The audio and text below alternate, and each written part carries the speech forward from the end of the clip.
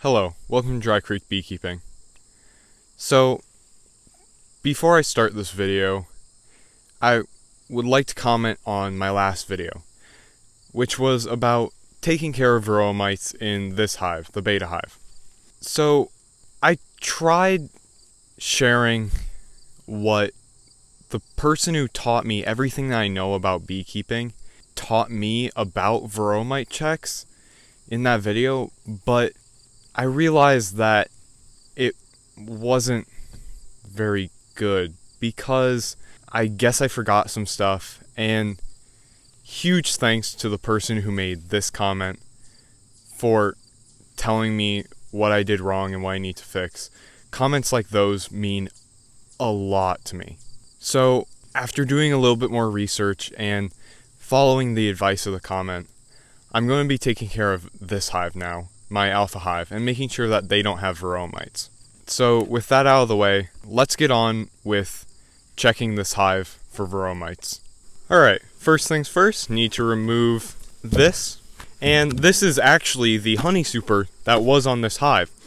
Except now, as you may notice, there is no honey in it.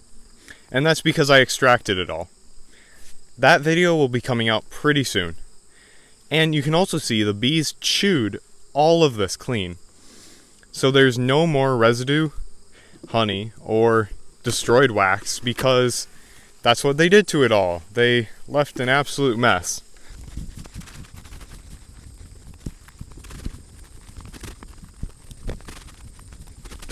Alright, so I collected up as much of that wax as I could.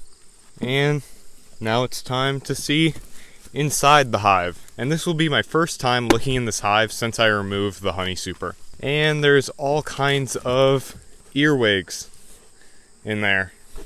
That is absolutely disgusting. I don't know if you can see any of those, but there was a bunch of earwigs in there. Well, that looks quite good. Looks like they're doing well.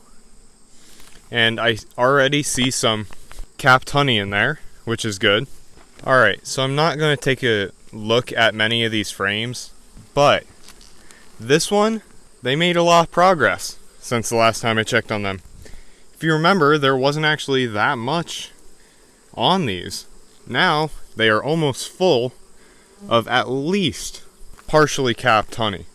So, first step for the Varroa mite check is making sure that the queen is not on the frame, which it appears as if she is not on this frame, which is good. Then, after that, the next step is to get this thing inside of the Varroa mite checker, and you'll see there are two lines on the inside. The lower line is 200 bees, and the upper line is 300 bees, and that's how you can tell how many bees are in the cup. We want to fill it to at least 200. And you have to remember that this will make the bees quite agitated. So, flip this frame around and get the bees on this side. And you can see I filled it up to the 300 line. So now, I need to take this, drop it in here, and put the lid on. Again, doing this Varroa mite check really sucks because you kill a lot of bees, 300 bees. Which, I mean, that isn't a ton in the grand scheme of things, but it's still not fun to do. Alright, so now that you've done that, you can put the lids back on your hive, and now you're left with only this. So what you're going to want to do with this is swirl it around. By the way, the solution in here is 4 parts water and 1 part alcohol. And this solution works better than 100% alcohol or just water because the alcohol kills the bees instead of drowning them. And you're going to want to shake this for about 1 minute. Don't do it too violently or the solution inside will start to foam and that can mess with mite counts. Alright, once you're done shaking it, I personally shaked it for about a minute and a half. Just take the lid off, remove the bees, and there you have it. Now, it has a clear bottom on it, so you can look in through the bottom, or you can look in through the top. You're probably not going to see very much through the top here, but you can see there is a Varroa mite right about there, floating on the surface. Then I'm going to take a look at the bottom.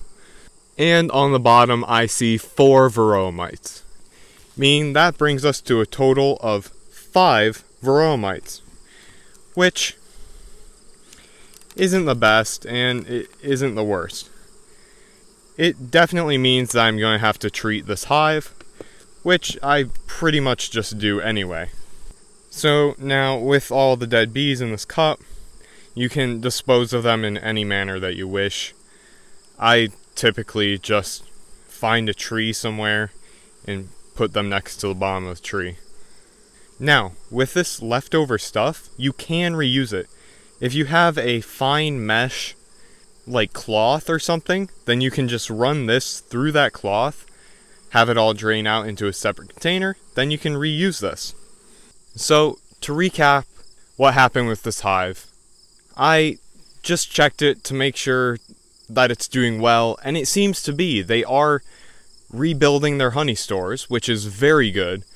As you may remember, last time the honey stores were almost non-existent.